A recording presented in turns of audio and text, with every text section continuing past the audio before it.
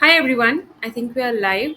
Welcome to another one of our LinkedIn live events. And today's topic is going to be how to effectively communicate your needs in a romantic relationship. Now, before we start, I'm just going to quickly see if we are live.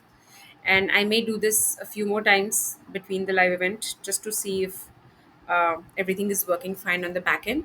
And for those of you who are attending this live event for the very first time, how do we really go about it? Is I'm going to explain to you a particular topic in depth.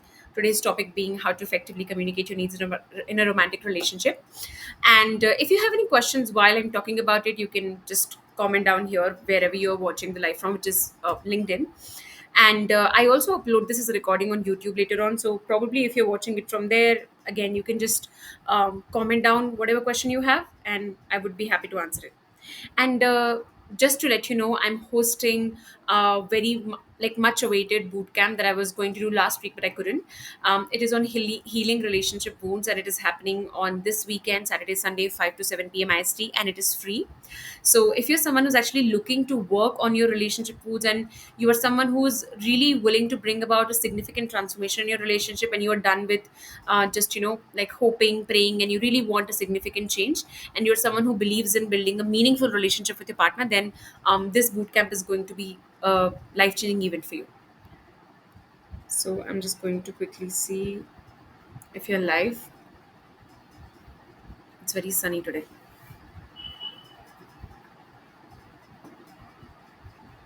Okay, I am live. All right, let's start with the topic. Now, before we move on to how to actually communicate effectively, let's really talk about why are we taking up this issue at all, right? Why are we talking about communication? I mean, this seems like such a, I would say, conventional, such a cliche topic to talk about. Yet, something that I have seen as a recurring problem in every single conversation that I've had regarding relationship with my clients is not being able to actually communicate what you want. Right? It could be assuming what my partner is thinking, assuming that my partner will know what I want, and everything of that sort.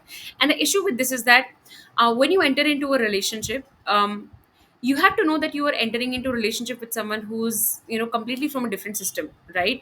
The childhood that you have had, the needs that you think are obvious for other people, the needs that your partner thinks are obvious for other people, these two are very different things. For example, let's say you grew up believing that if someone is upset, you should go and be with them, whereas let's say your partner grew up believing that if someone is upset, you should give them space. So if two people who come into a relationship don't really discuss about how they like to be loved, and how they express love, and how, like, what kind of needs they have, and what kind of needs they would like to meet for the partner, when these conversations do not happen, problems start to occur, and then these problems can really deepen over a period of time. So when you don't communicate, what you're essentially doing is you're essentially inviting problems that do not exist in the first place. See, in a relationship you face two types of problems. Okay, problems that are coming to you. For example, if somebody's sick, or let's say um, somebody's trying to manipulate you or your partner, or let's say somebody's not happy with the relationship, that's an external problem, right? But then a major problem that happens is when two people are not actually communicating, when they're not telling, okay, this is what I want and this is what I don't want. And when you watch those Bollywood and Hollywood movies that tell you that, okay, the right one will understand, and when you have stupid expectations and assumptions like that, right? So communication is important, because if you don't tell your partner what you want, your partner will not understand it. And when your partner will not understand it, he or she will not be able to meet your needs. And when he or she will not be able to meet your needs, you're going to feel that your love is being tested, right? See, love as a feeling is not something that just happens and it stays. It is an action. Love is an action. And how you actually reinforce love every single day in your relationship is by actually talking to your partner, by letting your partner know how you feel, how you think, and what you actually want. And no, your partner cannot read your mind. As a woman or a man, you cannot expect it. Like, something that I also see is a very sexist narrative, wherein men tend to think that women will somehow know what they want, right? Because it is culture, it is society, and shit like that. And women sometimes believe that, okay, the right man will somehow read their mind, and they don't express, right? So this is sexism on both the sides. Please understand that the other person is a human being. You are also a human being, right? Imagine that you and I start dating, and I tell you, okay, guess my mind. What am I thinking? What am I feeling? That's ridiculous, right? We all have a very full life, right? You probably have a full-time job, or you're doing a business, or you're studying, whatever the hell you're doing, right? um your mind is engaged there, then you have friends and there are like daily ups and downs of life. How can you possibly expect that somebody can just read your mind, even if it is your partner? They cannot, right? Maybe if you have if you have spent significant amount of time with someone, then you can probably anticipate their needs, sure, but you cannot read their mind. And to have that expectation of yourself or of your partner is, very presumptuous of you, and frankly quite toxic, right? And that is why communication is important. And some myths around communication is also that some people feel that, no, no, no, I cannot ask for what I want, is somehow my self-respect will get lessened. Or no, no, no, I cannot ask for what I want. If my partner loves me, they will understand. Or I feel shy in asking for what I want. So the like when you hide behind words like self-respect and ego and anything of that sort, what you're really doing is that you are disguising your incompetence. Okay, not being able to communicate is a skill issue that you can learn, that we're going to talk about today. But don't try to hide it behind words like this. You must have seen like people not involved in even romantic relationships say stuff like this. Like, have you had people who are, let's say, from the older generation tell you that, no, no, no, we don't ask for what we want, or it's against our self-respect and stuff like that, and then they complain about it, they become resentful. But again, right, because they don't know how to communicate, or there are things that are stopping them, which is again we are going to discuss, they hide behind it, right? They disguise their incompetence as some sort of self-respect, right, or some sort of test of love or respect, right? All of this is nonsense. If you are a healthy individual, you're a healed individual, you are someone who actually has a high level of personal growth, then you would know how to ask for what you want. And when you don't have it, that's the reason you can't ask for what you want. It's not self-respect, it is not love, it is none of that. It's just pure skill issue that you don't know how to communicate. And it's so important to call a spade, because when you don't do that, you run behind your entire life thinking, oh my god, I'm so misunderstood. I've heard people play victim like this, and that really angers me. No, you are not a victim. Okay, if people don't understand you, probably somewhere you're not helping them understand you. So it is really a communication issue.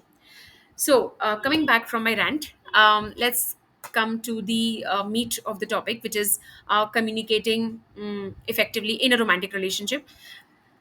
And we will try to stick to the topic and not digress. Okay, I'm going to quickly see if I'm still live.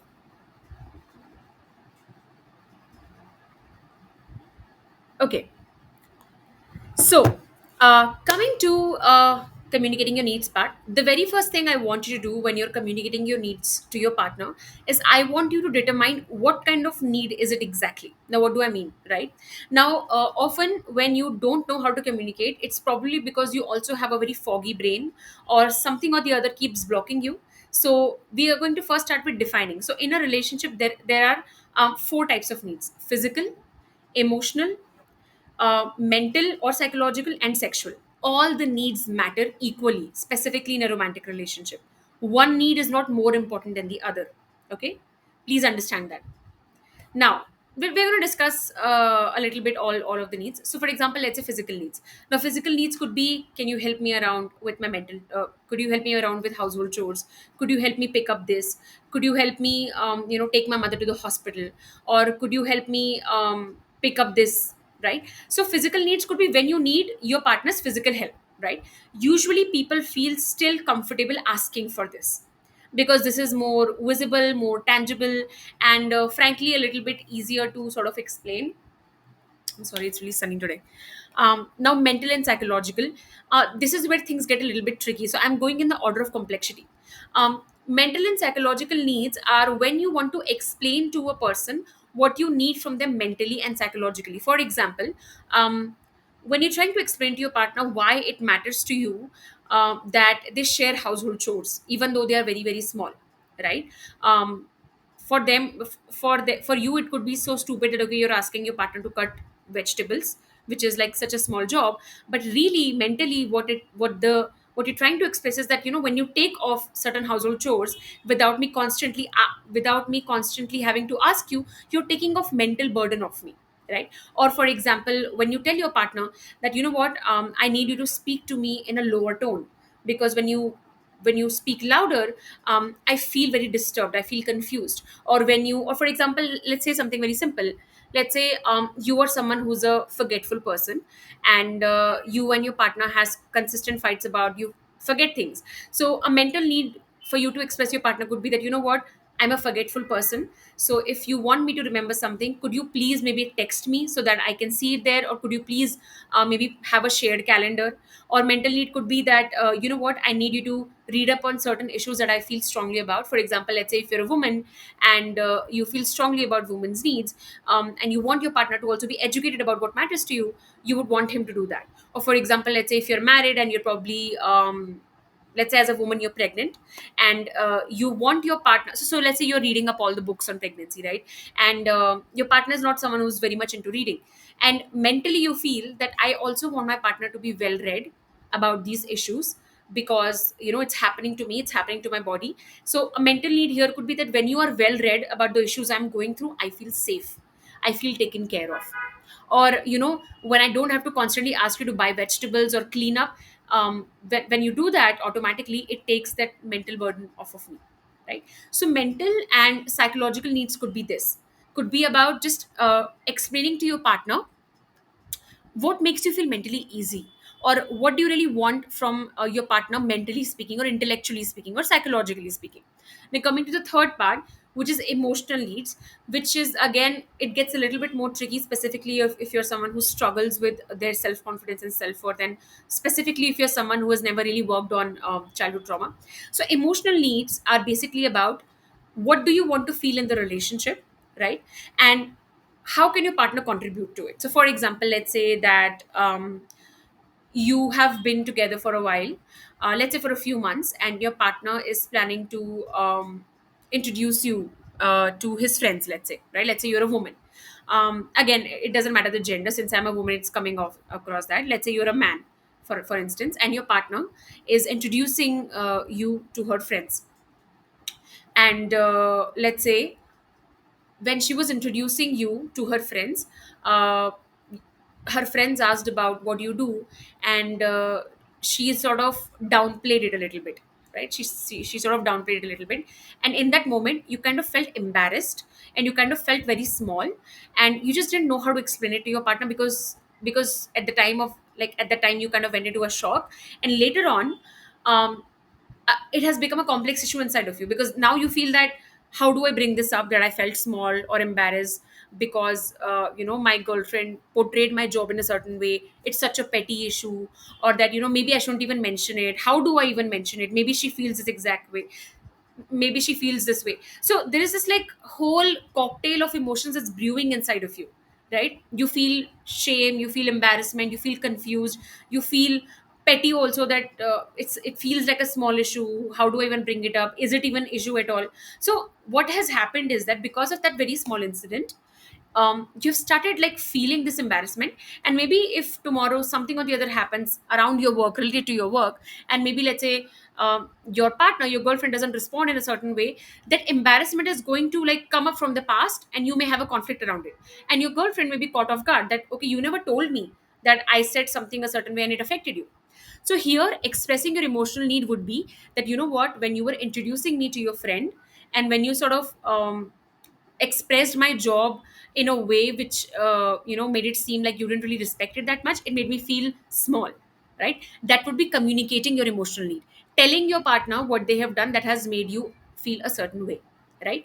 Now again, the ability to communicate your emotional needs deepens for people who specifically do trauma work and inner work, right? Because the thing is that when you get in touch with your feelings, and when you understand yourself at that level, you're able to communicate really really well, you are not afraid of it. Usually people who struggle with their emotional needs are people who are somewhere carrying some sort of unhealed trauma inside of them that kind of stops them. And again, we're going to talk about it in detail. Now, coming to the last part, which is sexual needs, again, this is something specifically in a third world country like India, where sex is still a taboo and sexual needs is still a taboo, is considered, I would say, a very dicey topic to talk about. But thankfully, times are changing, and when we have a lot of social media exposure and we are seeing a lot of love marriages, we see that people who have already been in a relationship, they still find it a little bit easier. But still, sexual needs are a part of needs, right? Like if you are in a relationship, specifically a romantic relationship, of course it's a part of it, right? So here again, you have to clearly communicate to your partner what is it that they're doing that is making you feel a certain way, and what is it that you would like them to do. And again, this would involve developing sex positivity, which means that if you're someone who is not educated a lot about it, who's not educated about how to communicate about it, you learn more about it, read more about it, become more sex positive, and also gently invite your partner to sort of become more sex positive about it, right? Just if you don't know the meaning sex positive is a term wherein basically um, you are someone who has more positive outlook towards sex as an activity, instead of being shy about it or being creepy about it or thinking it's a very big deal. In fact, people who don't consider it a very big deal are usually the people who are able to communicate and who are able to actually resolve issues, right? In their life. So again, when it comes to sexual needs, I would suggest educate yourself more about it, and consider becoming more and more sex positive. Anything you don't know, read up, educate yourself, and as well educate your partner too, right? The more you don't talk about your needs, the more your partner does not know how to meet them, right? This is a very important point for you to understand. Now, after you have determined what exactly is the need that you want to express to your partner, it could be again, right, physical, emotional, mental, or sexual, right? After you have determined what kind of need you want to express in front of your partner, the second step I want you to do is check in with yourself. How do you feel about having that need? So for example, let's say if you believe that I want my partner to not speak to me in a loud tone when we are in front of family members, how do you feel about having that need? Do you feel shame? Do you feel guilt? Do you feel anger? Do you feel like, no, it's such a petty thing, he should understand? Or for example, let's say you have a need, let's say for example you have a sexual need, how do you feel about it? Do you feel confident about it? Do you feel petty about it? Do you feel ashamed about it? Do you feel, are you judging yourself? What exactly are you feeling? Because this is going to tell us what exactly is your inner landscape. See, you have to understand, communication is actually not a real issue. I'll tell you what a communication issue really is, right? So, for example, let's say I'm speaking to you in English right now, right? If I'm unable to speak in proper English, that's a communication problem, right? If I'm unable to speak in a particular language. But let's say I know what I want to speak, but I'm unable to speak it because I feel, oh my God, people are looking at me. What will people think about me? I should not say like this. I should not say like that. This is lack of confidence issue. So, in a relationship, you never have a communication issue. What you have is a deeper issue that is manifesting as a communication problem. And we're going to look at what are the deeper reasons that are responsible for you to not be able to communicate your needs. But as I said, right, I want you to pause this video right now if you're watching this as a recording, but check in. What kind of need do I have, and how do I feel about having that need? Because the positive and the negative feelings around that need is also creating a block. Sometimes you are unable to express your needs because you yourself have judged yourself for it. Oh my God, how can I ask this? How should I ask this? I don't know how to ask this. My partner should understand automatically. Or maybe I'm being petty. No, I'm being too small. Who says or thinks things like that? Maybe you've already labeled yourself multiple things. So there, right there itself, you have denied yourself the freedom to have a need, right? For example, let's say you have a sexual need and you're judging yourself for it. So what have you done at that point of time? You have suppressed your freedom to have a need in your relationship. Similarly, for example, let's say you have an emotional need and you feel like, no, no, no, I'm a man, I cannot say things like this. You've suppressed yourself there. And what happens is that over a period of time, more and more needs that you suppress of all kinds, physical, mental, psychological, sexual, when you start suppressing needs like this, it creates a cocktail of emotions, which then turns into resentment, feeling distance from the partner, losing all interest in the partner, losing all interest in the relationship altogether, wanting to cheat, all of these things. You have to understand that nothing in a relationship is a issue of one day. It has brewed up over a period of time, and it starts with this. It starts with not expressing yourself. It starts with not expressing your need, because when you don't even give your partner the chance to meet your need, you can't really blame your partner, can you? You yourself have self rejected. And I've had many conversations with clients who have done that. They themselves have just made this story in their head that, oh no, no, I can't ask, they should understand, or that, no, no, no, I can't ask, how petty of me, how small of me. So you have to understand that when you don't meet your body's needs, you suppress yourself. And when you suppress yourself, you can't be in love. You can only be in love when you're being yourself. Think of how do you feel around your best friend. Why do people love being around their best friends?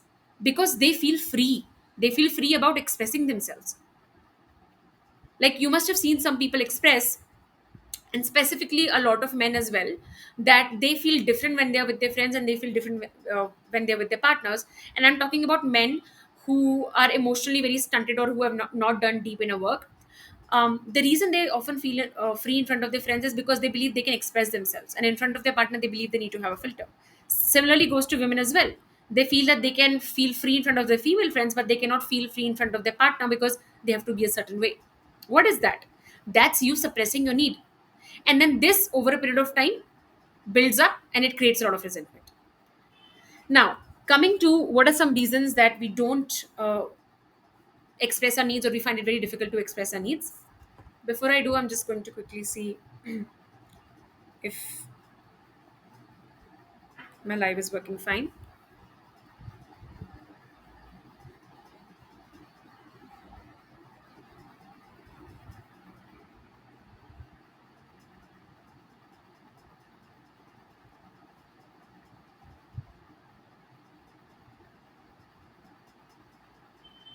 Okay, I think it is. All right. Now, some reasons why we don't express our needs. The very first reason is the people pleasing trauma. By the way, if you have not gone through the people pleasing trauma, that the LinkedIn live I did on overcoming people pleasing trauma, I've done it a while back. You can find it in the event section of my profile, or you can just go to my YouTube channel named Riyanshi Agrawal and you will find it if you scroll through. Now, what is people pleasing trauma, right? So, people pleasing trauma essentially is when you have developed a childhood trauma very early on based on people pleasing. And people pleasing trauma often starts from your parents expecting you to always abide by them, your parents always expecting you to listen to them, your parents only loving you when you do things according to them. So, you become a people pleaser over a period of time because the core sentence in your head is that if I keep meeting other people's needs, they will love me. The moment I don't meet their needs, they will stop loving me. So when you carry people pleasing trauma, you are unable to be yourself in any relationship for that matter, and even in romantic relationship. The reason being, you don't really know how to ask for your needs. In fact, for people who have people pleasing trauma, they don't even know what their needs are. You must have seen a lot of married women going through this. Like if you ask them what do you really want from life, they will tell you, a lot of them, specifically the ones with people pleasing trauma, will tell you that I don't even know, I haven't even thought about it. They feel blank. Same goes to men also. You will find a lot of men also feel this. So when you have people pleasing trauma, your needs to your need to please other people are so deep rooted that you don't even think about your needs, let alone communicate it. Right. So how do you work on people pleasing trauma? You have to heal the childhood trauma wounds that are responsible for this. Usually, it is always getting conditional love from parents, always getting love on their conditions, and always growing up with this core sentence that if I keep meeting other people's needs, they will love me. So when you have got core sentence like that, how do you express to your partner? You keep on meeting your partner's expectations and his or her needs, but you can't even express yours because the trauma is so deep rooted. The second reason is having a lot of shame around asking for what you want. And again, this is rooted in childhood. So when you grow up with parents who kind of made you feel ashamed for asking for what you want, right? Now, when I say ashamed, it could be in multiple ways. For example, let's say growing up, whenever you asked your mother that, okay, I want to buy this dress, she sort of looked at you with disdain. She sort of judged you that, are you crazy? Do you really think you should be wearing this? Or do you really think you should be behaving like this? Or let's say whenever you would play or you would do anything that you wanted to do, your parents often like judged you for it, looked down on you for it, or made you feel small for wanting something. For example, growing up, you loved dancing, and when your parents saw it, they made you feel that, are you stupid, what are you doing, this is not for like brilliant minds or something like that. So they made you feel ashamed, right? So when this happens in childhood multiple times, there is a lot of shame that you develop in basically exercising your freedom and exercising your identity. right? And what this can do is that this can create so much tightness and shame around asking for what you want, that even when you think about your needs, you just judge yourself for it, and then you shut it down, right? You just shut it down, and you feel, and you basically question yourself for your needs, right? And this can often translate a lot into emotional needs for men and sexual needs for women, because again, we have like in Indian society, we have brainwashed men into believing that men shouldn't have emotions, and we have brainwashed women into believing that they should not have sexual needs. So this I have seen a lot in romantic relationships when I've been coaching people, that men often find it very difficult to express that okay, they just need their partner, they want their partner, they judge themselves for it. And specific, and again, women find it very like they judge themselves for having sexual needs, right? And again, this can go to like multiple places as well. I'm just giving two examples here, very common ones. So when there's a lot of shame around asking for your needs, it's going to be very difficult for you to ask for it. Again, not a communication issue, you see, just childhood trauma that has been left unhealed, and you have been carrying the pain for it. And that is why you will often see that when you want to ask for what you really really want, or what you really need, you would feel a sense of heaviness in your body.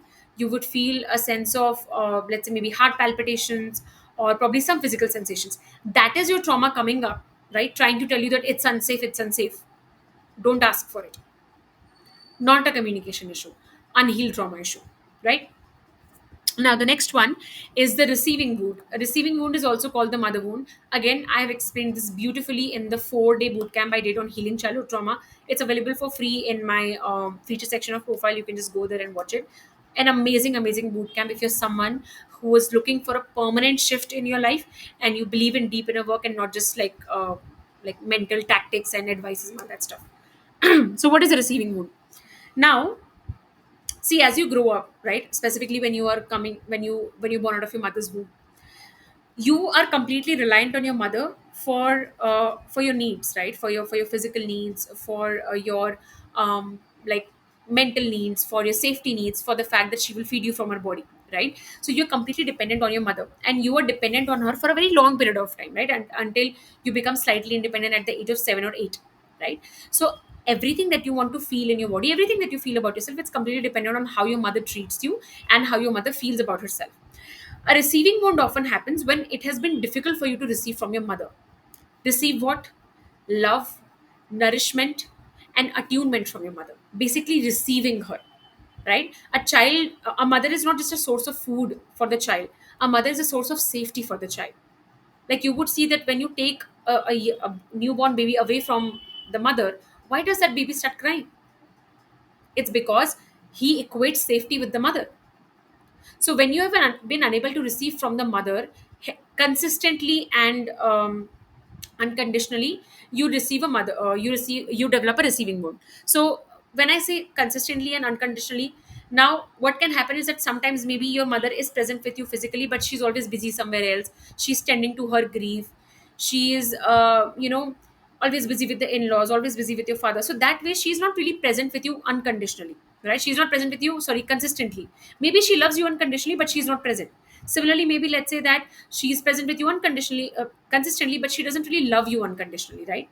Like you grew up seeing that your mother was very critical of you. She always made you feel small whenever you asked of her, or she would always tell you to be independent and to take care of yourself, and she was never really there, right? So that is where the receiving mood starts to form.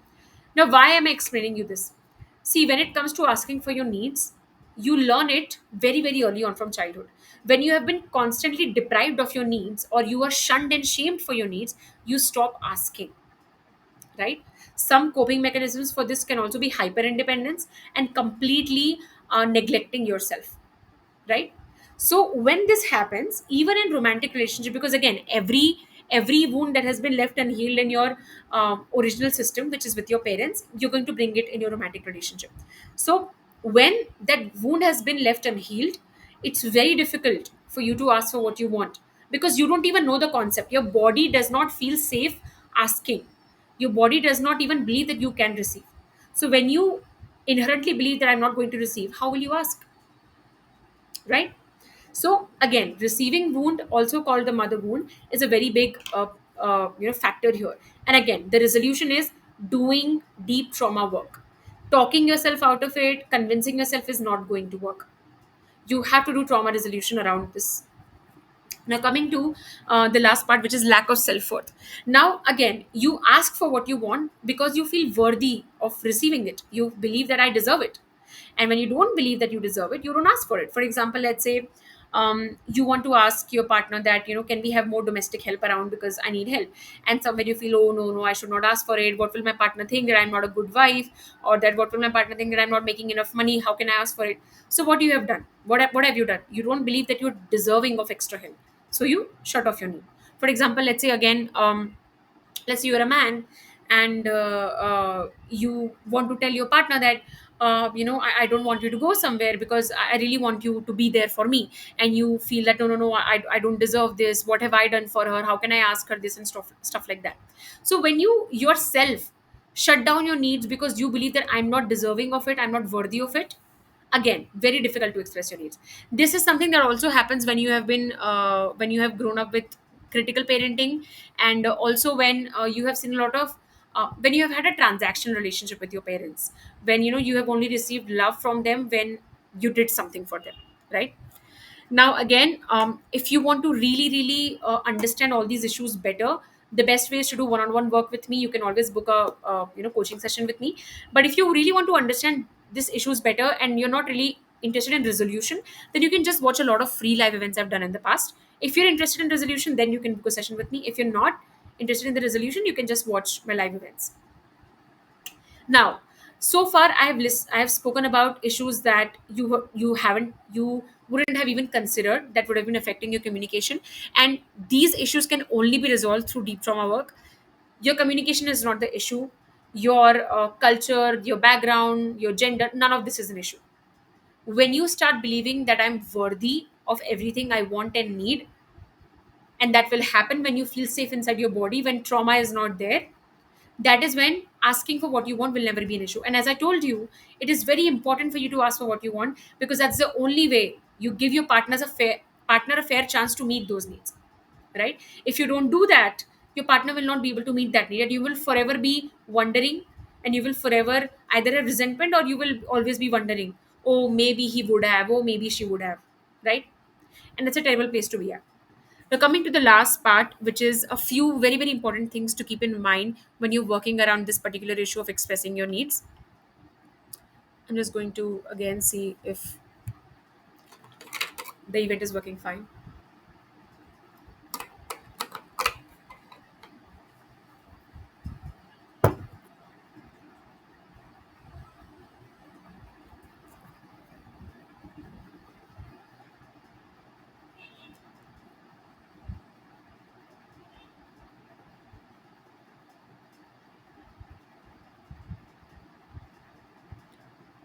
Okay, yeah, we're doing fine. Thankfully, we don't have any internet errors today. All right. Now, the four major things to keep in mind. The very first thing is have realistic expectations of your partner. Don't look at Bollywood and Hollywood and make a Karan Johar hero out of him, or a Karan Johar actress out of her. Have realistic expectations. Your partner is also a human being, and you cannot expect them to read your mind. You cannot expect them that they will be a knight in shining armor. And this brings me to a very funny thing that I did not discuss. I'll just discuss it in a few lines.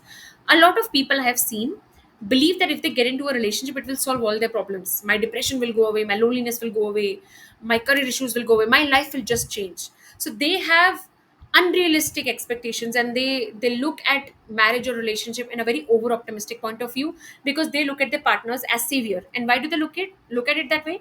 Because they have not done the deep inner work to feel safe inside their body, and they're looking for that safety in someone else. And of course, it doesn't help that we have movies like that sort of glorifies it, that one day your partner will come and she will save you, she will bring happiness in your life, he will come in your life, and he will take away all the financial problems. So when you believe nonsense like this, you don't take accountability of your life. You go into relationship with this rosy idea of things, and of course it does not work out, because your partner is a human being with a full life, right? So you need to fill up your life. Your partner is one part of your life. He or she cannot be something that carries everything. Your partner cannot be your everything. Understand that. When you do that, you put them under immense pressure, and you put your relationship under immense pressure. Your relationship should not be everything in your life. It's a part of you, yes, definitely, But there are other areas of your life that you need to fill up, because when you don't do that, you put all that pressure into your relationship, and that's not fair, neither on you nor on your partner. The second thing is, check if you're carrying past trauma into your current relationship, past trauma from childhood as well. Second, from your old relationships as well. Now, how do you determine that? If you want to understand whether am I carrying childhood trauma into my current relationship, two places. First is, you can attend the free bootcamp I'm doing on healing relationship wounds this weekend, or you can also go and visit the healing childhood trauma bootcamp I did a long time back. It's available as a free recording, and it's available in the feature section of my profile. Again, a very obvious thing is, you would have some idea. You would have an idea if I have abandonment issues, if I have separation anxiety, if I'm very possessive, if I'm very insecure. You would have some idea. If you know you have issues, work on it. Okay, do not rely on your partner that they should do something to make you feel safe. So if you are insecure as a person, let's say maybe about your looks, or maybe about how you are as a person, maybe about your financial status, whatever, your partner is not responsible for it. Your partner cannot walk around eggshells to make you feel safe. That's very unfair on them. Imagine if they subjected you to the same behavior. If they completely dependent on become dependent on you to be their free therapist or coach. It's unfair. So check if you have some past unhealed traumas and do deep inner work. Seeking advice, repeating affirmations, hoping, praying, wishing, going to astrologers, none of that is going to help. When you will change, your relationship dynamic will change. Do you know what happens to people who do deep inner work? The standard of the relationship is here, your partner is here, and you're here. When you do deep inner work, your standards go here. And what will happen is that your partner will realize this, and your partner will meet you here. What most people do is, they want their partner to be here and they themselves are here. And they keep on nagging the partner, blaming the partner, complaining, and feeling bad. No, the dynamic of your relationship will change when you first change. Nothing will change when you are unwilling to change. So your first job should be to look at what has been left unhealed in my system, and to focus on how can I heal it. Now, the third thing is, hold yourself and your partner to high standards. Do not compromise on what you want and need, and do not let your partner compromise on what you want and need, and also what he or she wants and needs, right? For example, I've seen a lot of people just keep giving up on themselves and their needs. Oh, this is how life is. This is what it is, life catches up to us all and everything. And you know what you will find? People who continuously work on themselves and people who have a high level of inner work, they don't give up on their needs. And because they don't give up on their needs and they are consistently growing, they also meet partners like that. It is the people who refuse to grow who also meet partners like that, and then you both give up together. Hold yourself to high standards. If you want a fulfilling relationship, have that standard. Don't compromise. Similarly, if you know that your partner has some needs, encourage them to have that need instead of asking them to compromise. Because love does not bloom in compromise, it blooms in freedom. When you compromise, you're killing your needs one at a time, you're killing your dreams one at a time. That is where love also goes to die, right? And as much as relationship requires adjustment, it doesn't require compromise. There's a difference between adjustment and compromise. A lot of people compromise and they call it adjustment, unfortunately. Adjustment is accommodating your partner, compromising is sacrificing for your partner.